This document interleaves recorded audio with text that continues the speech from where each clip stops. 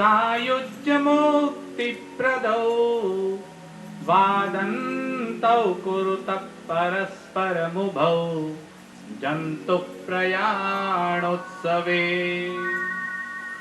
भगवान शंकराचार्य खड़े हैं, सामने भगवान शंकराचार्य जाने देख रहे हैं, समझो भगवान विष्णु और भगवान शिव बनने दोनों वहां उपस्थित होकर थोड़ा सा वाद विवाद कर रहे हैं, चर्चा चल रही है। और वो चर्चा क्या चल रही है?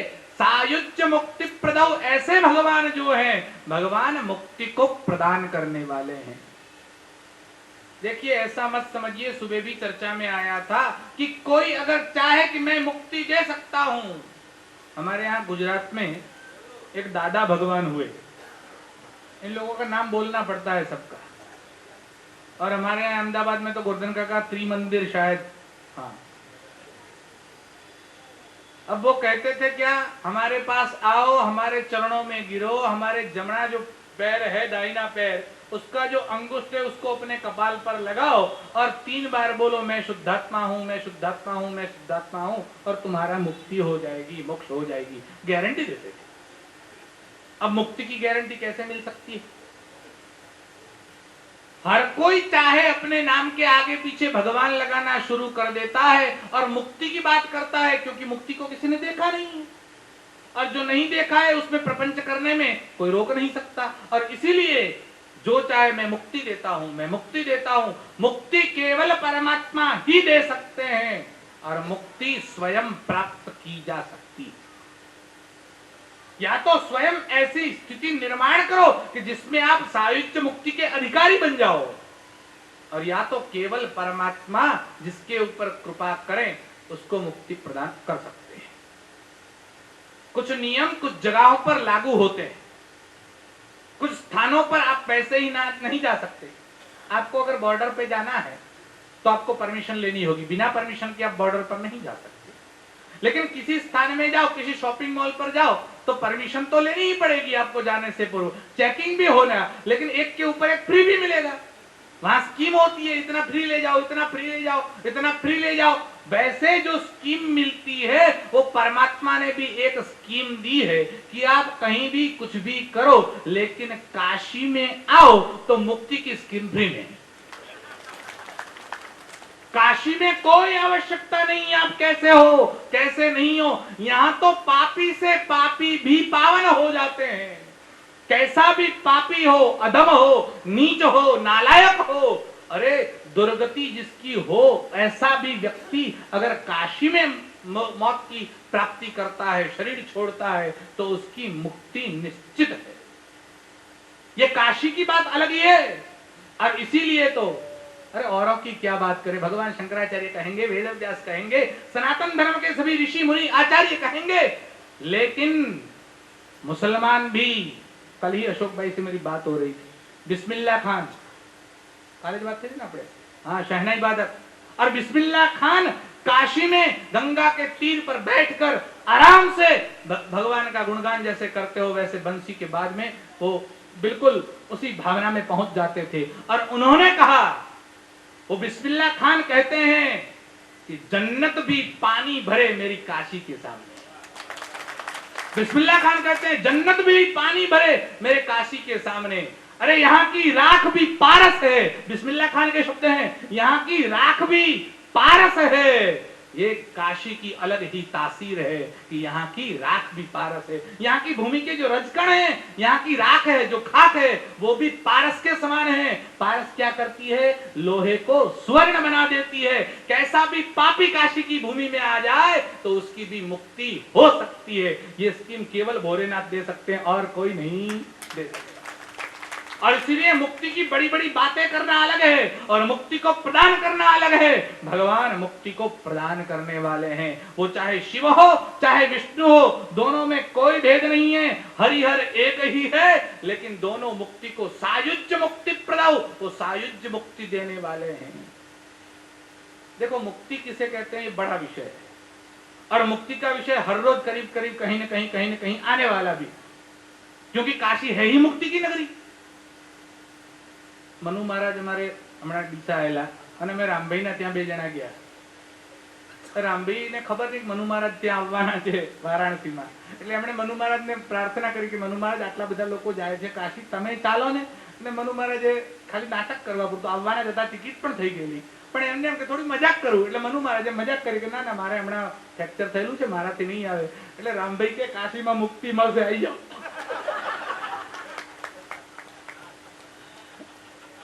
मनु महाराज के मारा लगन करवाना जो मुक्ति नहीं।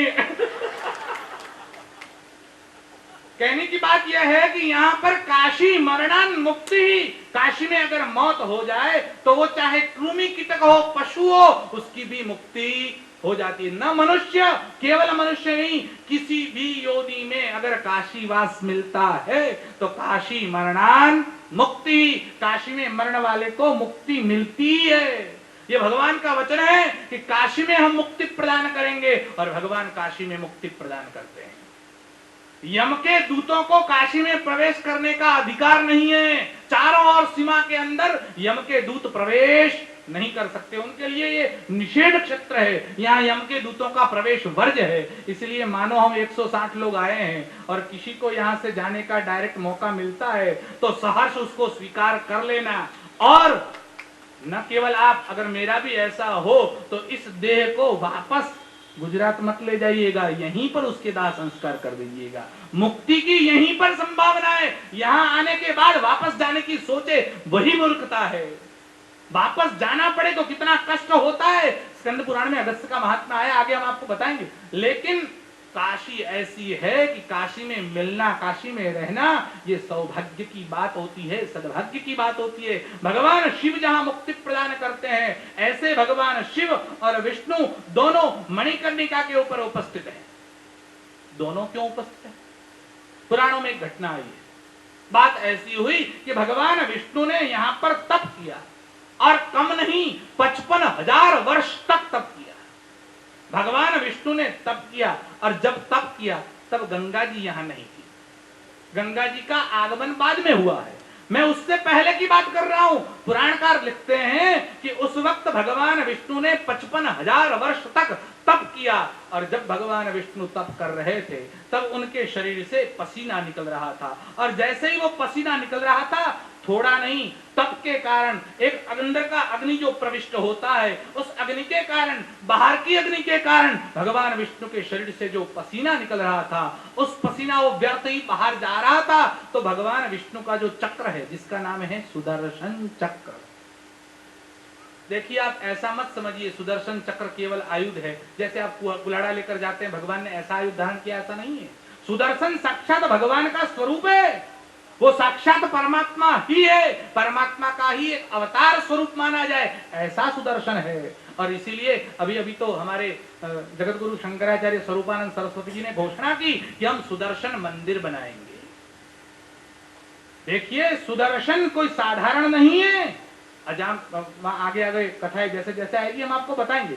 लेकिन ये जो सुदर्शन है, वो सुदर्शन चक्र ने सोचा भगवान का पसीना व्यर्थ जा रहा है और सुदर्शन चक्र ने वहां पर गड्ढा खोद दिया और सुदर्शन चक्र ने जो गड्ढा खोद दिया, उस गड्ढे में भगवान का पूरा पसीने से वो गड्ढा भर गया और भगवान शंकर ने वहां आकर स्नान किया और वहीं पर भगवान का, એટલે पार्वती का कुंडल वहां पर गिरा भगवान की मणि के सहित, इसीलिए उसका नाम हुआ मणिकर्णिका और वही मणिकर्णिका तीर्थ है और उसके बाद गंगा जी का आगमन तो हुआ है।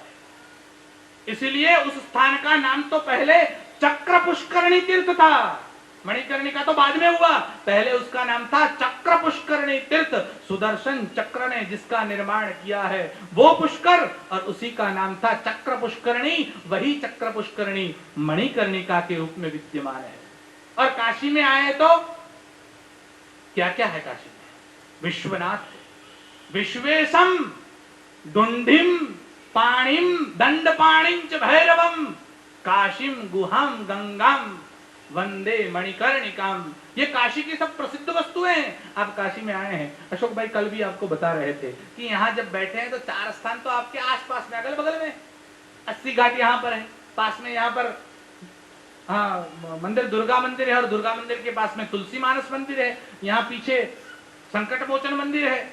लेकिन एक और भी यहाँ पास में, तो वो दर्शन करने की बात नहीं है, लेकिन देखने की बात तो जरूर है। वहां पर जहां पर राजा हरिश्चंद्र अपने ही पुत्र को जब जलाने के लिए उनकी पत्नी आई तो उन्होंने कहा पहले यहाँ की जो रकम है रसम है वो भरपाई करो, अगर यहाँ आपका टोकन जमा होगा तभी इनको हम अग्निदाह करने देंगे। वो जगह हरिश्चंद्र घाट के नाम से यहीं पास में ही, अब चल के जा सके इतनी दूर है, और वहां भी अविरत श्मशान चालू रहता है। मणिकर्णिका पर भी अविरत श्मशान चालू है। अगर आप स्नान करने के लिए जाएंगे तो देखेंगे, आप स्नान करके वापस आएंगे उतनी देर में आपको 25-50 मुर्दे तो मिलेंगे। मतलब लाइन में रहना पड़ता है मुर्दों को भी। और काशी का मुर्दा भी अपवित्र नहीं है, काशी में मुर्दा भी पवित्र है। इसलिए आपको कोई टच कर जाए, स्पर्श कर ले, तो आप ऐसा मत समझिए मुझे सूत्र लग गया, मैं मुर्दे को स्पर्श कर गया, ऐसा काशी में नहीं है। काशी का मुर्दा भी पवित्र है, क्योंकि भगवान शंकर स्वयं उसका कान पकड़कर उसमें राम राम बोलते हैं, तारक मंत्र सुनाते हैं। इसलिए काशी का मुर्दा अगर अपवित्र होता तो भगवान क्या उसका स्पर्श करते? तो भगवान शंकर जिसका स्पर्श करते हैं वो मुर्दे अपवित्र नहीं हुआ करते। इसीलिए भगवान ने जहां पर वरदान दिया है, ऐसी भूमि में चक्र पुष्करणी जो मणिकर्णिका के नाम से विद्यमान है, उस भूमि में भगवान शंकर और भगवान विष्णु दोनों विद्यमान हैं, और दोनों सायुज्य मुक्ति प्रदौ, सायुज्य मुक्ति को देने वाले हैं।